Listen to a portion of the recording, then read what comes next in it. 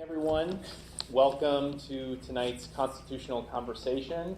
I'm Mark Storsley. I'm the Executive Director of the Constitutional Law Center, and I want to welcome all of you on behalf of Professor Michael McConnell, who's the Director of the Center. Professor McConnell can't be with us tonight, but I know he's very excited about this topic. In fact, we were corresponding about it over the summer when we asked Professor Brady to come. At that time, having no idea exactly how relevant this talk would turn out to be. So it's great to see all of you here for our first constitutional conversation of the year. Before we get started, I just want to briefly introduce Professor Brady. So David Brady is the Bowen and Janice Arthur McCoy Professor of Political Science at the Stanford Graduate School of Business. He's written 7 books and 100 articles plus about various topics. He studies the sort of dynamics between electoral politics and institutional design, American political history, comparative political science across a number of different countries and areas. He's a longtime member of the American Academy of Arts and Sciences, sort of one of the most prestigious honors for any academic, research academic work in the United States. Okay, and I will leave it at that because he insists. He's so modest. So please join me in welcoming Professor Brady. So and this is my pleasure. So I'm not modest at all. It's just that my daughters would not recognize that introduction. Okay, those of you who are interested, I'm going to start. I'm going to make this opening remark about the Constitution, and then that's it. So when the founders started the U.S. government, they had 3 separate branches of government, and they found out pretty quickly by the end of the first Congress, and certainly by the second, there were political parties, the Federalists and the Anti-Federalists. They did 2 things. They were able to coordinate Hamilton's program across from the executive to the congressional branch. And then finally, when we started to have actual elections, it was the political parties that coordinated the elections. But the most important thing they do is they provide clues to voters about a complicated world and policy. They provide cues that voters try, and then they vote their party. So I'm going to try and do 3 things in the talk today, and only at the end am I going to talk about the Supreme Court nomination. Can they affect elections? Yes. We'll see when I get to the end. So the data that I have on the, basically the data other than the Gallup poll that I'm going to show, come from the YouGov Economist weekly poll of about 1,500 people. That's one source. A second source comes from our Recontact survey, where we contacted the same 5,000 people 18 times from May of 2015 until we did it a month ago. So the first thing I'm going to do is start to talk about the party system that we're presently in that causes congressional elections to be like that. Second thing I'll talk about is our best guess as to what's going to happen in the election. Great. That's good. Good start. Okay, so this is a over 1,100 Gallup polls from 1937 to the present. Let me say it's a pleasure to talk to an audience where you can look at some people and they actually know. Think of teaching undergrads, which I'll be doing again this year. They weren't born when George Bush was president. They were. It's the bad thing about being at a university is they're always 18 and you're not. So if you look at this coming out of the New Deal in 1937, Democrats have a lead in. There are very few independents. Democrats have 6 to 8 point lead over Republicans. And you can see that in the 50s, that goes up with the 58 recession. And then that high point there is 1964, the Goldwater candidacy. Democrats going up, Republicans going down. Then you see the Democrats come down because of the Vietnam War. Then they go up again because of Watergate. But about 1984 on, I would call this new system a party parity system. where the parties are approximately equal number of Democrats, Republicans, and independents. Some Democrats, I'll talk more about that, but just roughly considered a party parity. And that makes it a, well, I guess this is for, I gave my grandchildren some of these things to fiddle with, but so what I want to argue to you is that what's happened to American politics, you hear a lot about polarization. I want to argue that there has been polarization, but you have to distinguish between polarization and sorting. And so this is, imagine at time one there are 33 liberals, 34 moderates, and 34 conservatives. And at time two you have 50 liberals, 0 moderates, and 50 conservatives.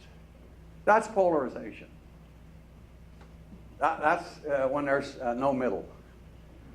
And that converts then to basically this system where all of the liberals are in the Democratic Party, all the conservatives are in the Republican Party.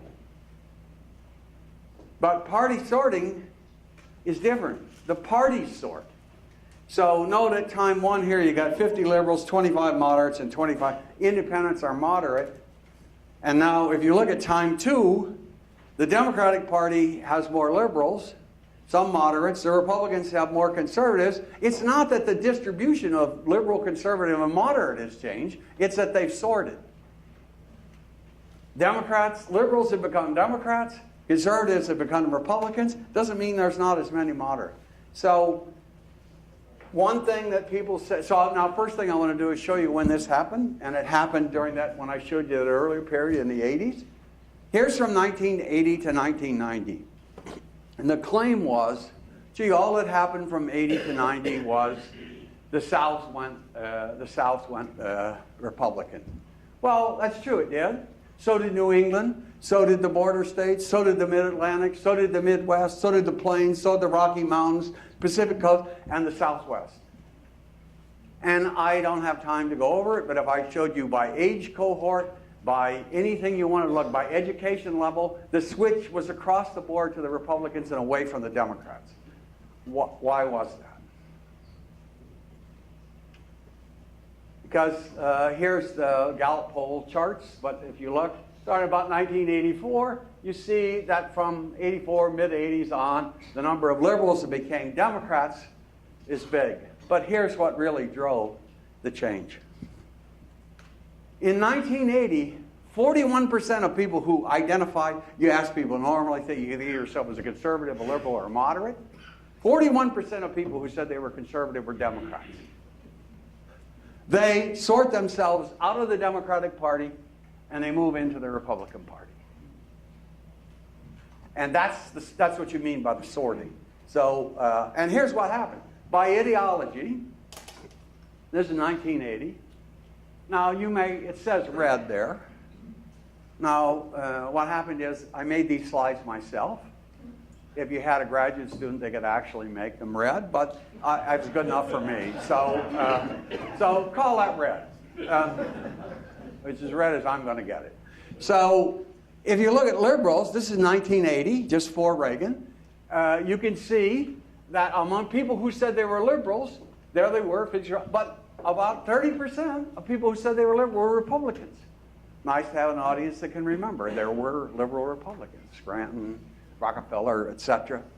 And now here's the moderates, more Democrats, but still a bunch there. And among conservatives, no, 40% of conservatives are Democrats. Now, if you look at by 2018, that's gone. That's what you mean by sorting. No, the number of moderates, 41-40, 34-32, 25-28, that doesn't change much. What changes is they've sorted. They've sorted. The parties are polarized. And that's the point. So one other way to look at this, what happens to political parties? So that was this is by party. So if you look at the Democratic Party today, they have mainly liberals, plus some very few conservatives.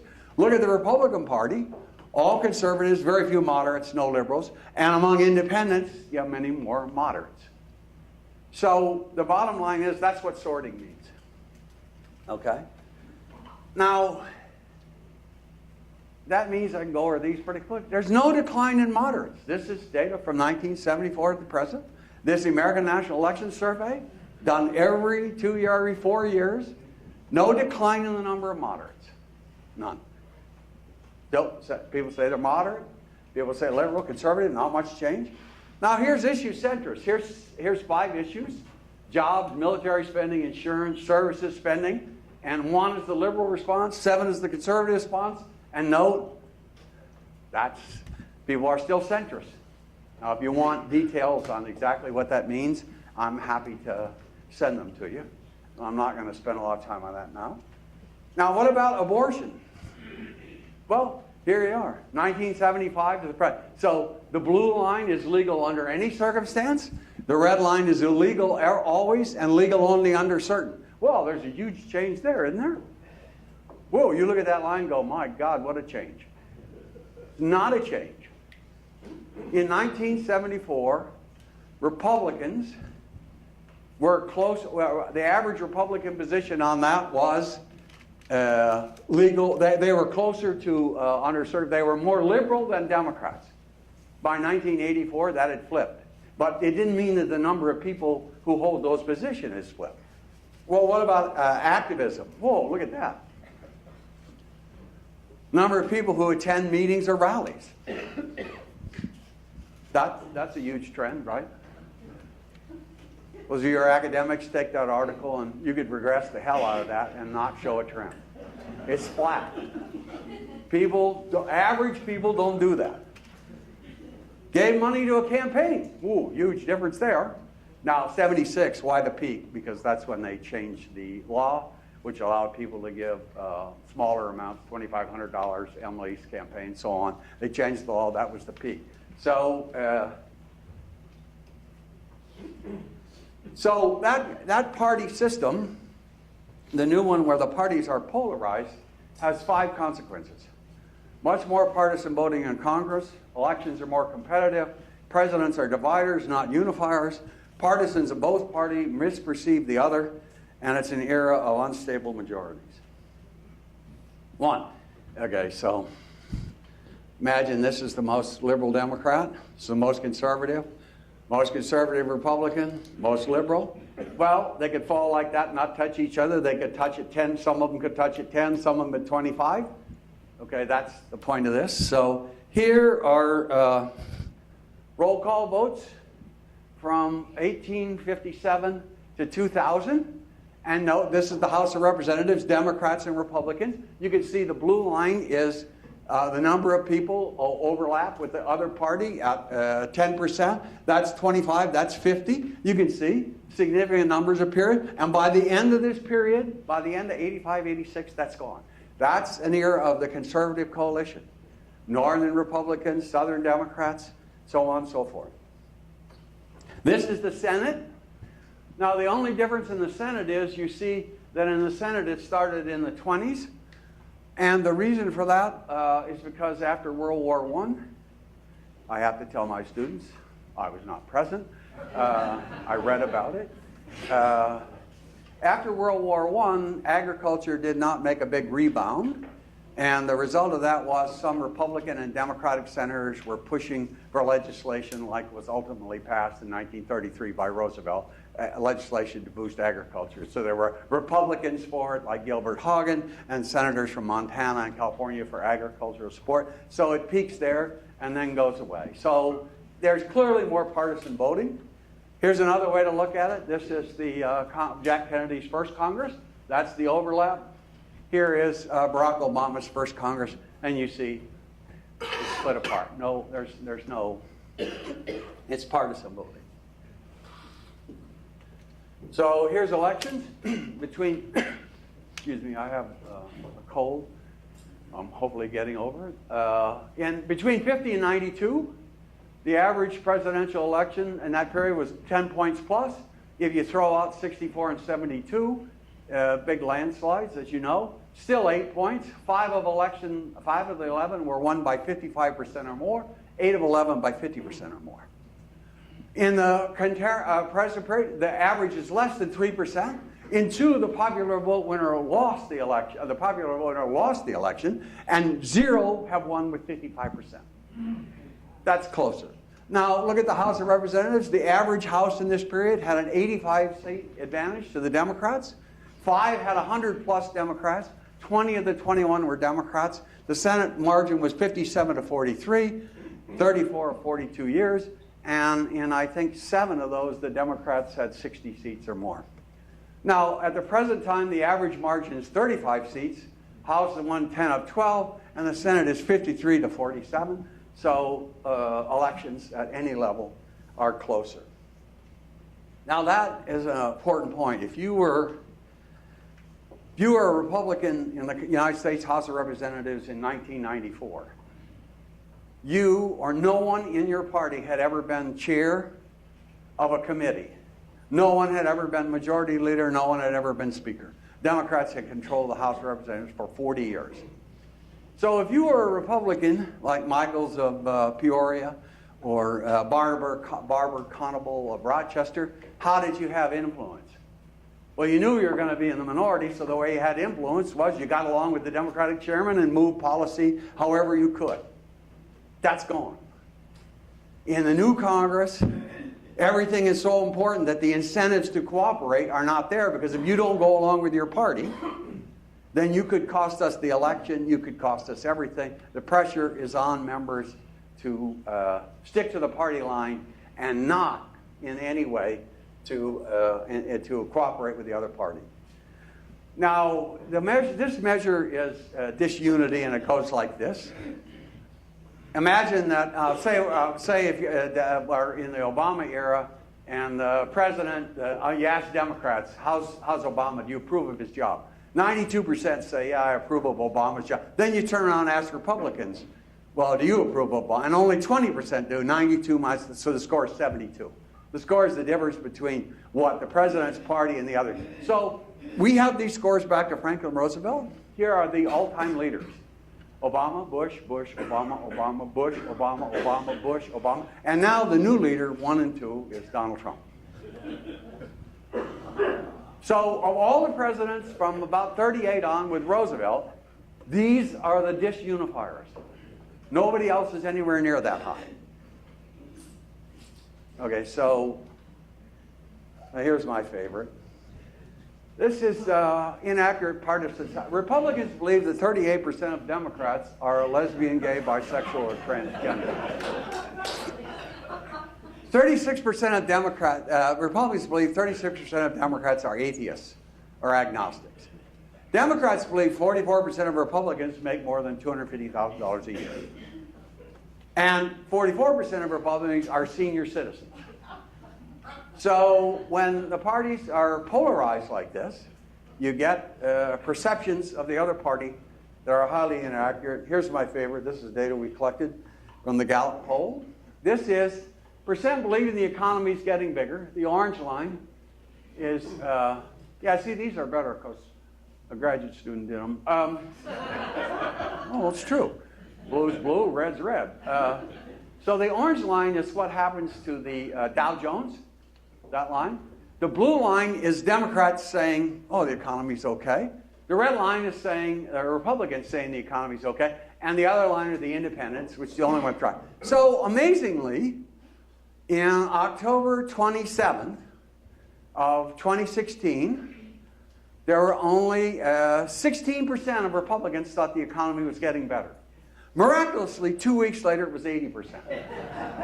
And of Democrats, at the same time period, 63% thought the economy was better. 2 weeks later, it was only 23%.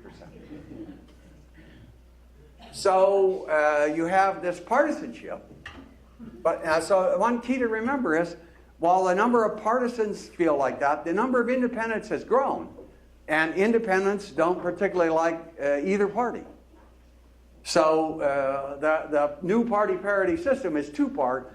Democrats and Republicans are polarized, but independents don't much like either one of them. Now, the last point is political instability. So in 2004, I did that. You can see the weird shapes. I didn't do that. I copied this part, and then I added this, just to be honest. So you can see in 2004, the Republicans had held control of the House, President, and Senate for 3 elections. And Karl Rove was talking about having created a realignment like the McKinley realignment of 1894, 1896. And so then they were talking, and then 2006, I guess the realignment went away. And then in 2008, and James Carville was writing books, how the Democrats will control their Congress and the world for the next generation. Apparently generations don't last as long as they used to because the huge Republican victory in that. Then in 2012, the president gets reelected, the House stays 2006. And 2016, suddenly Donald Trump, the Republicans now have all 3 branches. The only other time that we have had such inconsistency, flipping around, was the period 1874-1896. Again, I do have to remind students that I wasn't present, I'm just reading. But the point to think about, and why is that? There's a reason, I can't go into it, of course. But the reason is 1874 to 1896 in the present period, these are both reactions to the rise of globalization and capitalism. The first one, 1874, 1896, was a little easier. If you think about it, in 1860, the main occupation that people had was farming. The second occupation was maids. I don't know, all those British shows, what do they call it? Second floor, third floor, downstairs, upstairs, whatever the hell that is. They were maids. That was by 1860s. By 1900, that had changed dramatically. Most people were in the cities, factory workers, etc. But by 1950, those people had good wages significant that my father in Kankakee, Illinois, factory worker, could support a family of 6. We weren't rich, but we weren't poor. Could support a family of 6. They had unemployment compensation, they had vacations, so on and so forth. And now again, that's going as the jobs flow away, etc. And now it's much more complicated for 2 reasons. One, now 80% of the world is involved.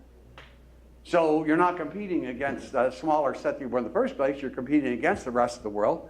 And the second thing is, now you have to do it in an era in which you have to worry about what the ecological effects of growth are. So it's not inconsistent that these 2 periods. And the other thing I would make, if I had more time, we're not alone on this.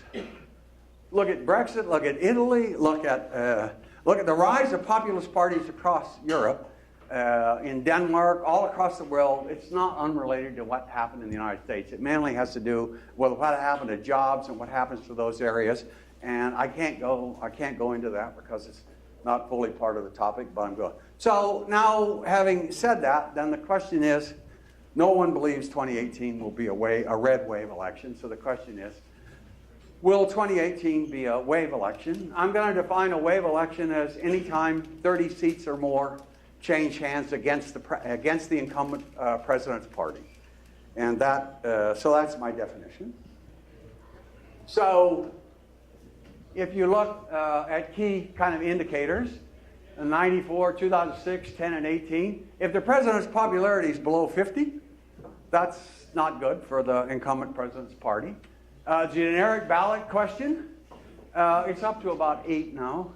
But you can see this was in August. It's rising up. Economic growth, it doesn't predict so well because in 1994, the economy under Clinton had gone from 1.4 growth to 2.8, which is pretty good in a relatively short time period, and he lost. And for Trump, it's up even better. Enthusiasm is our way of trying to measure, are you going to get out and vote? And then finally, what about all these independents and how do they vote?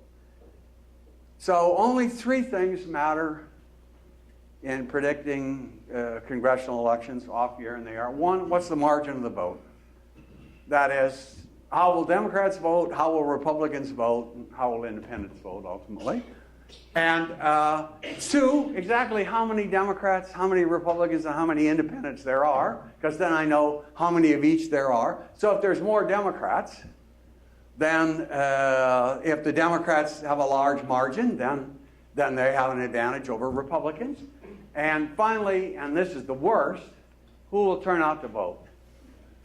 So it's the worst because it's the hardest for us to figure out. So the margin is much easier now than it used to be because there's a lot less split ticket voting. Democrats generally vote Democrat, Republicans generally vote Republican.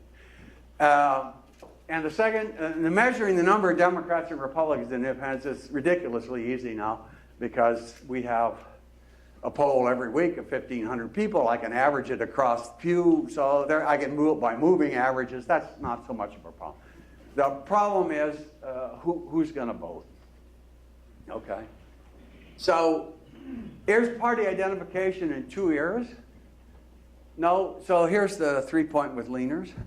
The way we ask the question is, normally speaking, do you think of yourself as a Democrat or Republican or an independent? And if you say, so that first one is just the result of that. I'm a Democrat, I'm a Republican, independent. But if you say you're an independent, most of them then ask the follow-up question, do you lean Democrat or lean Republican? So I've calculated it both ways. And you can see that on the 3-point in the 50s to the 90s, doesn't matter how you calculate it. Pure independents are people who say I'm an independent, and then you ask them, do you lean? And you say, no, I'm an independent. That hasn't changed. But no, in this first period, Democrats had an average margin of 18 points.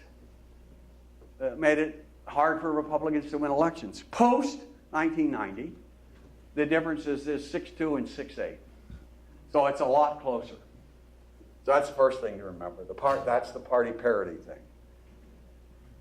Now, this is, well, so how do they vote? Well, Republicans get an advantage in off-year elections because they vote the party line more than Democrats.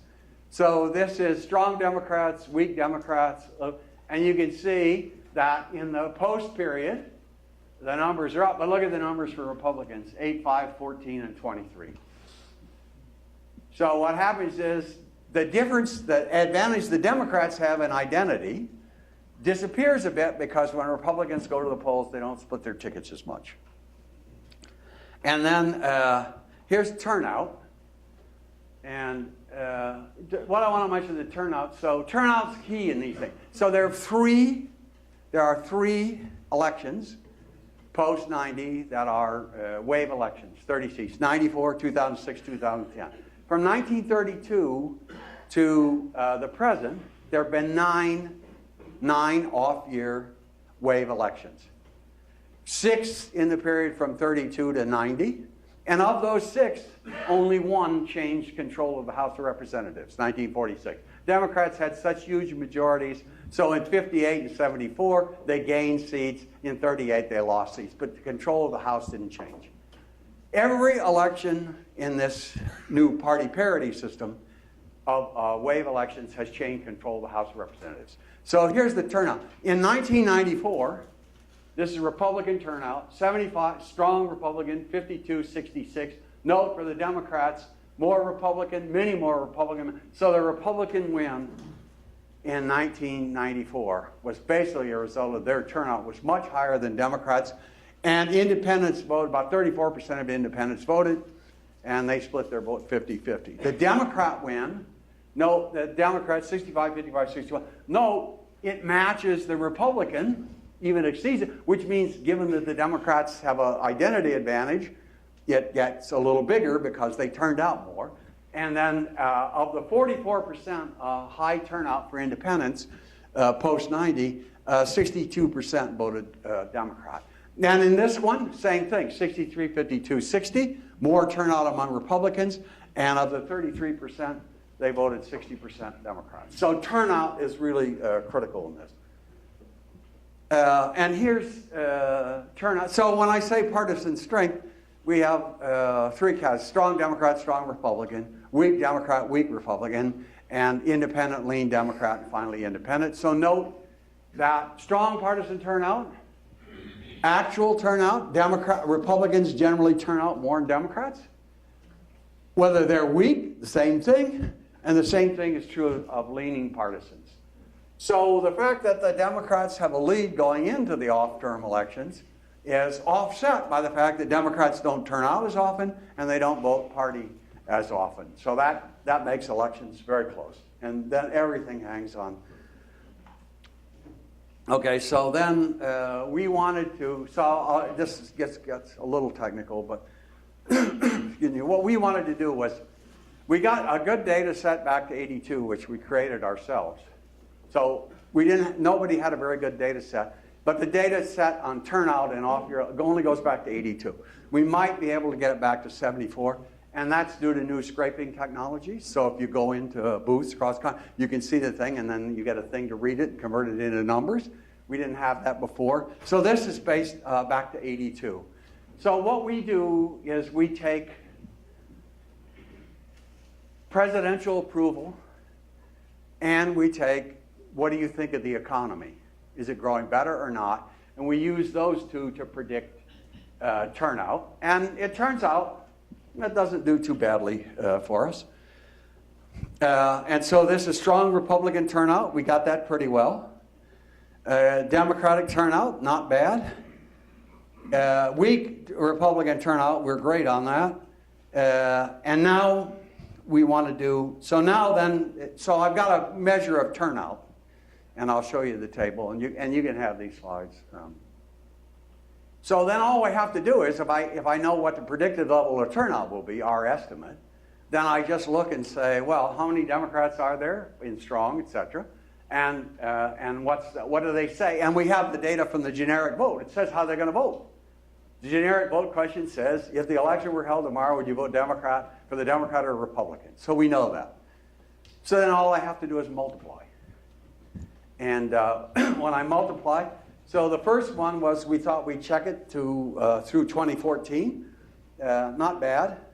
And then Democratic percentage, not bad. So, and here's our guess of turnout. I'm not going to go over all of these. But you can see you can go through those yourself. You can make these available. This is our guess. Estimated so of strong Democrats, we think 70% will turn out. There's 22% of them. There's only 12% of weak Democrats. They're not going to turn out as much. Leaners, and I think we're a little low on that.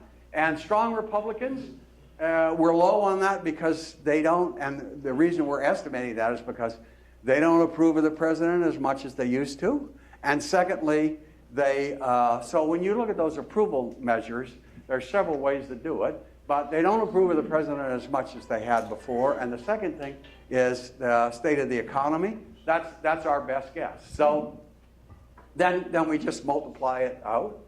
Now what about independence? Pure independence. So the good thing for Democrats in this case is, as it moves up, the number of Democrats, independents who say they're going to vote Democrat, has been increasing. And in the poll that I just looked at, which is September 29th, the Democrats are now up 4 points among independents. So here's our prediction. And I think this is low. So this is as of September 12th, 15th. So what I believe is going to happen, at this point it was 53. I think the Democrats are, at this point, probably, we just haven't done the estimate because I just got the poll results today. I'd say it's probably 54-46 now, and that translates into about a 235, 238. But then you have to take away the Republican bonus. What do I mean by the Republican bonus? In 2012, Mitt Romney lost to Barack Obama by 5 million votes, but he carried 226 congressional districts. That is, if you look at the vote for president across districts, he carried two. And President Trump lost by 3 million votes, but he carried 230 districts.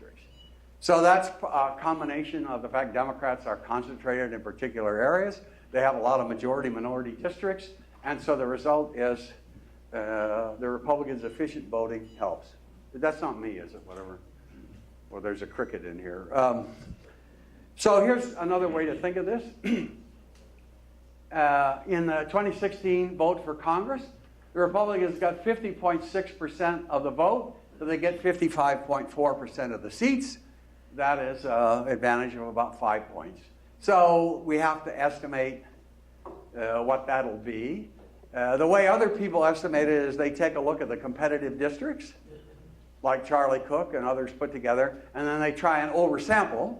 So Doug Rivers does this for CBS, and YouGov, CBS are a partnership. They've interviewed 160,000 people. in 75 districts that looks like they could swing one way or the other.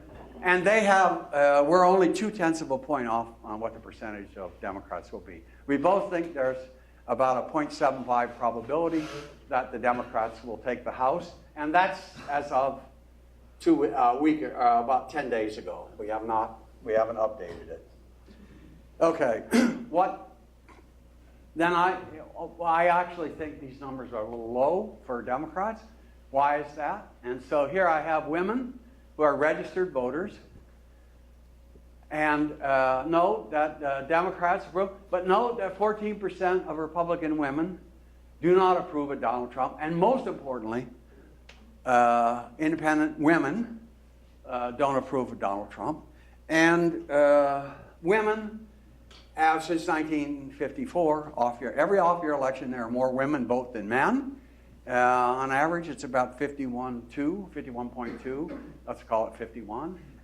It looks like that number might go up to 52.5% this year. But again, those are estimated, and as we get closer to the election, we'll know more. Now, this is Trump job approach. Note that not very strong Republicans have a much higher disapproval rate versus strong Republicans, and that's about 13%. So when I showed you that estimate of why we think Republicans won't turn out as much, that's what's driving it. And finally, well, I just did this before I sent it, so what the hell is it? Okay, it's women and independent voters. This is do you want Donald Trump? So we started asking, in September of 2017, we started asking, do you want Donald Trump to run for president in 2020? And as you can see now, the numbers are now 70% of independent women do not want Donald Trump to run, and the number who want him to run is now about 13%. So the question is, if they turn out, that boosts Democratic numbers and hurts. Okay, now, finally, Kavanaugh. Damn, pretty good, 35 minutes. Covered pretty much the history of the world there. So this was September 8th. So these are our weekly polls from the 8th before the allegations. So it goes from heard a lot, 46, 33. This is everybody. 46, 33, heard nothing at all. And this is should confirm, should not confirm. So at this point, Kavanaugh is up. People have heard about it. They're in favor of confirming. And this is, this is the latest. Everybody. Now everybody's heard about it, 88%. This is after the allegation and after the testimony. And then note, it's now 46% should not confirm. So that's good. So then, if you look at women with a college education or more, you'll see that it's over here, 63. Women plus college plus that's wrong. This is the one I showed. This was 63-24. So you can see women with college educations are very much against the confirmation. And this is bipartisan. So this always had a partisan. It always had a partisan basis. So if you looked at the first one, what's happened is Democrats have become much more against Kavanaugh. Republicans have become a little more pro-Kavanaugh. But you can see this is across all of them. So you can see that Democrats 2 weeks ago definitely happened, probably happened. You can see that among strong Republicans, they didn't think it happened. And among independents, they're, as usual, in the middle. So it's always had a partisan structure to the Kavanaugh. And so could it make a difference in the election? Absolutely. What will make a difference? Who turns out? So the Republicans have a very hard problem, political problem, not a constitutional problem. And that problem they have is if they don't confirm Kavanaugh, if a couple of them bail, then they got the problem of they've hacked off That's a technical term. They've hacked off the base, and what will the base do? Will they not turn out? If they do confirm Kavanaugh, then what happens is the likelihood of women, independent women, a greater turnout among women against the Republican Party in the midterms. So that's the dilemma they have, and it's not very easily resolvable. Now, this is September 30th, and you can see how they've hardened. Definitely happens now, or probably have 86% among Republicans. It's 78%. It goes the other way. So opinion is hardening on this by party. And independents are 35% probably happen. 27% probably. So independents are now starting to swing against Kavanaugh. So part of the 12-point difference on confirm, don't confirm Kavanaugh is independents are looking like they're moving that way. And this is women, college graduates, probably, and you can see that much higher percentages of them. So if you do the same table I just did, but by women, Democrats, etc., the numbers are even stronger. Now here's one that was fascinating. I just looked at it. So we just asked this: when these two principles come in conflict, which one is more important? Believing a man is innocent until proven guilty, or believing a woman who says she's a victim? You notice the difference by party. 66% of strong Democrats say believe the woman. 93% of strong Republicans say the man is innocent until proven guilty. So you can see how the partisanship has driven this, even to the extent, so that's something about the Constitution, right? It is part of the Constitution, isn't it? You're supposed to be innocent until guilty. Okay, then it is about the Constitution. So I'm moving on. So that's 2 points I made on the Constitution. And I think again at the end. So wave elections. Independent turnout matters a lot in these. I told you what happened earlier, but that's just the table that shows it. So worry about independence. Senate. You got to talk about the Senate. I think there are two other seats that are up for grabs. I think that it's Arizona. I think Montana, some people say, but I think Tester will win that. So on. So if you look at this way, the Democrats have to win too many seats of the ones that are competitive to actually take the Senate. So it'd have to be a real wave for the Democrats to take the Senate, given that the way that it's structured. So I make my best guess on the polls that we had, and my best guess looks like this. 51-49. I think Heitkamp could win. Donnelly could hold. I think Florida will definitely go against that. Nevada and Arizona switch. So it's possible with just, if North Dakota and Indiana were to go the other way, and they're very close. Heitkamp's only about 2 points down. And with Heitkamp, it may turn on soybean prices on the last day, because the soybean prices are down. North Dakota is one of the big soybean states. So, and I spent a lot of time in Iowa, so I'm familiar with soybeans. Not just eating in Japanese restaurants. So, final point then is, whatever happens in 2018, the parties will be changing. If Donald Trump and the Republicans hold the Republican Party, hold the House and the Senate for the Republicans, then the Republican Party is the party of Donald Trump.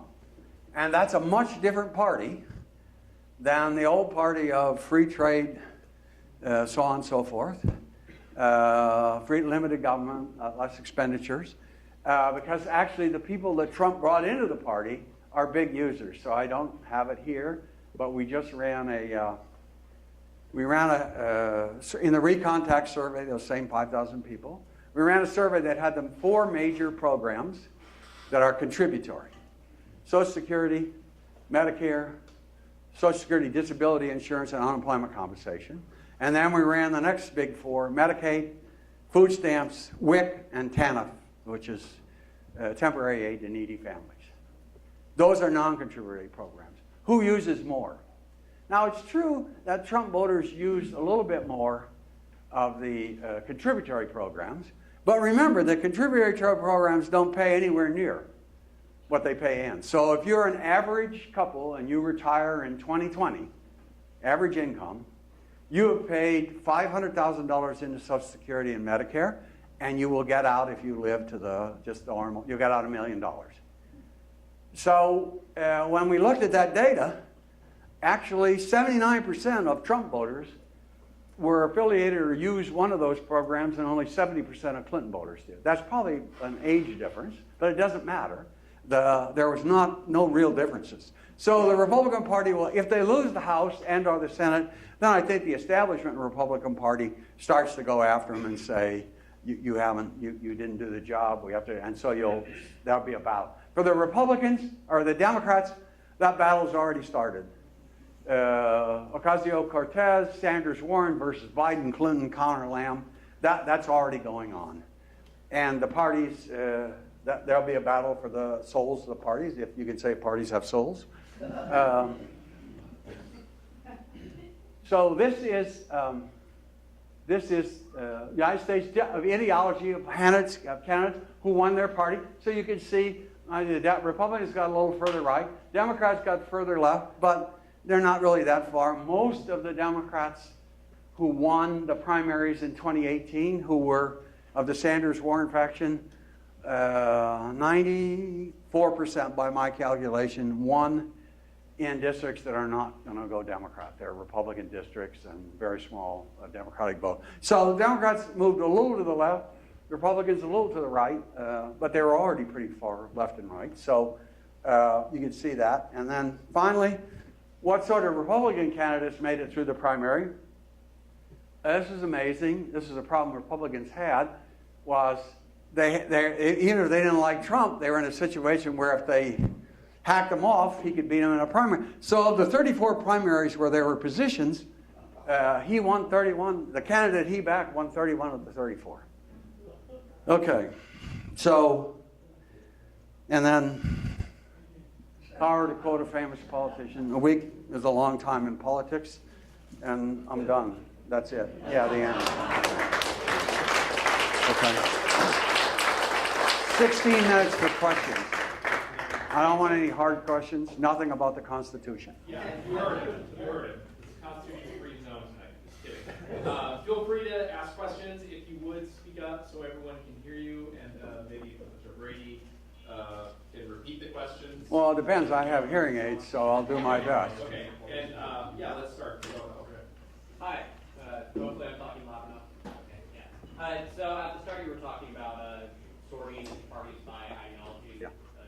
Personally, for instance, I think of like conservatives and Republican as synonymous. How do you know people aren't just redefining? Say that again? I think of, for instance, conservative and Republican as synonymous, maybe because I haven't been alive at a point where... So I take it that question is one about conservatism has changed over that time period? Well, how do you know people aren't just defining conservative to be Republican and liberal to be Democrat? Because we can ask follow-up questions about ideology. It turns out that about 20% of conservatives say they're conservative, but they really aren't. When we ask them a set of questions about should the government provide more money to people on welfare, et cetera, they answer it in the other way. So once we sort that out, the answer is when we ask questions about what are conservative positions versus liberal, they still sort themselves out on that. And then we also have the people from 80 to 90 who made those switches. So again, back in 1974, Republicans, the average Republican voter was much more pro-choice than the average Democratic voter. But by 1984, that had switched around. Republicans, pro-life people had become Democrats, had become Republican, and pro-choice Republicans had become, pro-choice Republicans moved to the Democratic Party. Yes, sir. Do you find any qualitative difference in the polling that you're doing, and is there a way to present like that with large concerns about privacy? Yeah. And there's this possibility that people miss the Yeah, so question about how do we So this is a poll founded by Doug Rivers, who's a faculty member here. And so the story on polling is an interesting story. In the old days, when I was on the National Election Studies committee that ran that, we interviewed 2,500 people in their homes with individual interviewers, and we had and the interviews. When you interview someone in their home, they'll talk to you for hour and a half. Then the cost of that. So if you're looking for a sample of the U.S., 1,000 people. If you do 1,000 people randomly selected and you do an individual, one person goes in, that's $1,000 an interview. That's $1 million a poll. Nobody does that. And the National Election Studies does it, but only once every 4 years. So then people went to telephone polls, and they work fine. You can get about 20 minutes. You can get 20 minutes? Yeah. Well, that's now. In the old days, if you had a 650 area code, I knew what the income was in that area, and so on and so forth. And people would answer their phones, so we could get good estimates of what the population was by checking what they said with the zip code. But that began to fade as cell phones came in. And so now, in order to if you've got you see a telephone poll, and it has 1,000 people, they may have had to call 25,000 people to get those 1,000 respondents. So my view is the future of polling is internet polling. And so that's a YouGov poll. So what we do is we have about 3 to 4 million people who've signed up with us. Then we ask for a random sample. We buy a random sample, and that random sample says you need 2 South Asian programmers of some sort in the Bay Area, and you need a Polish construction worker on the north side of Chicago, and you got a poll like that of 1,000 people. Then we match. Then we got a sample of 3 million people, and we try to match. And because there aren't so many old people surfing the internet at any given time, we have to weigh the responses we get. There's a weight. And that's the genius. And that's Doug Rivers. That was the first poll to be put in the New York Times. The New York Times, it's done for 538. It's in Real Clear Politics. It was the first one because he's really good at what those weighting averages are. So there. So our poll is along that nature, and over time, you get results. So we can match our results with what happened. We're pretty happy about that. And then the other thing you can do is, I don't know if any of you follow Real Clear Politics, but Real Clear Politics does a good thing. They take 10 or 12 polls that are reasonable polls, and they average them.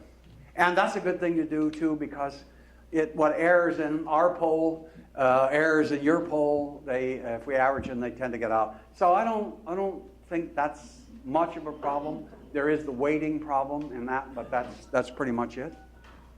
So others? Yeah, sorry.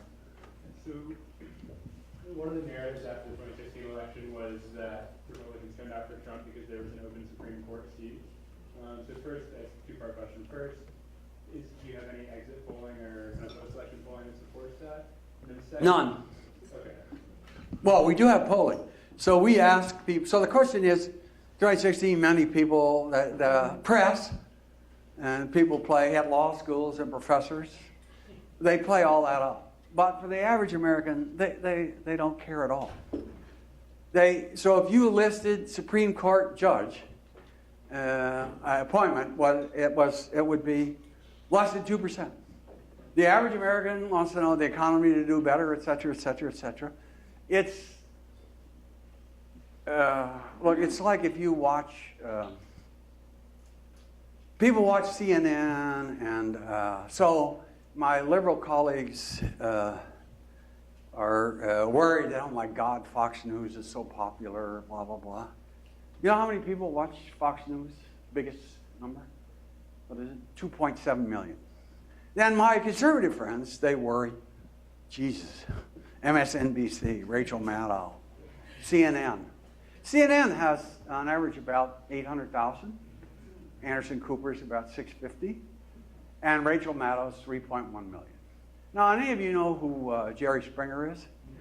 Any of you know who Murray Povich is? You may wonder how I know that. Here's how I know that. I go to the Stanford Arriaga gym over by Ford. And at my age, I do not wish to be running next to an 18 or 21-year-old Stanford undergrad who can run for 6 weeks without sweating.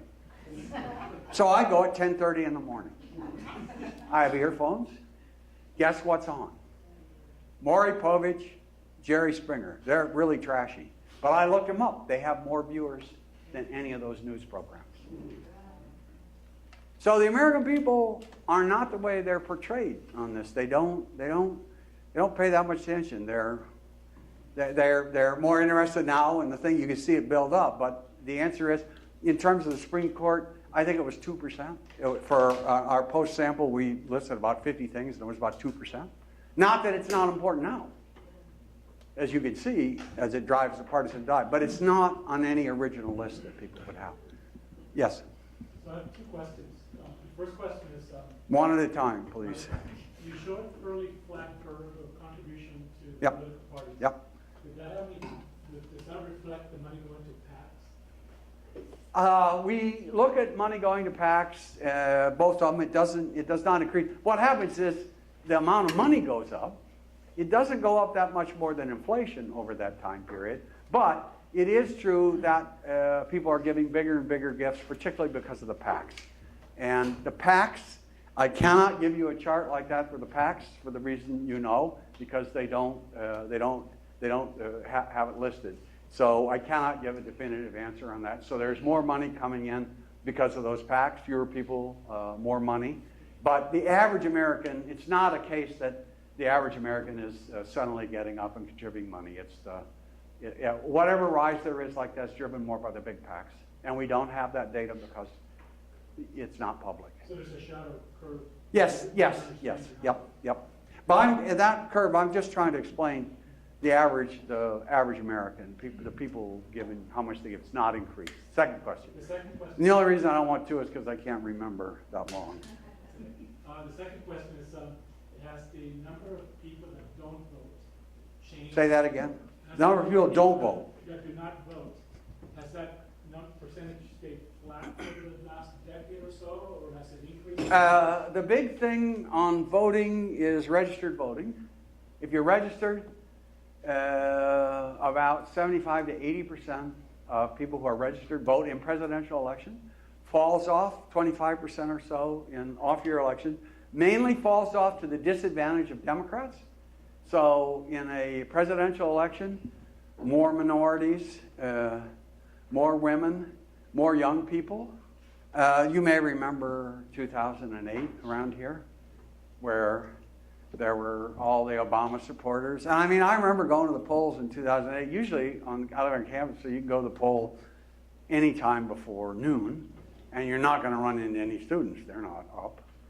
But in 2008, I went down there at about 8:30, and there were a huge number of them. So with the exception of 2008, not much. But it is, this much is true, that if we would change our registration laws, we would probably between 3.5% and 5% more voters. And how do we know that?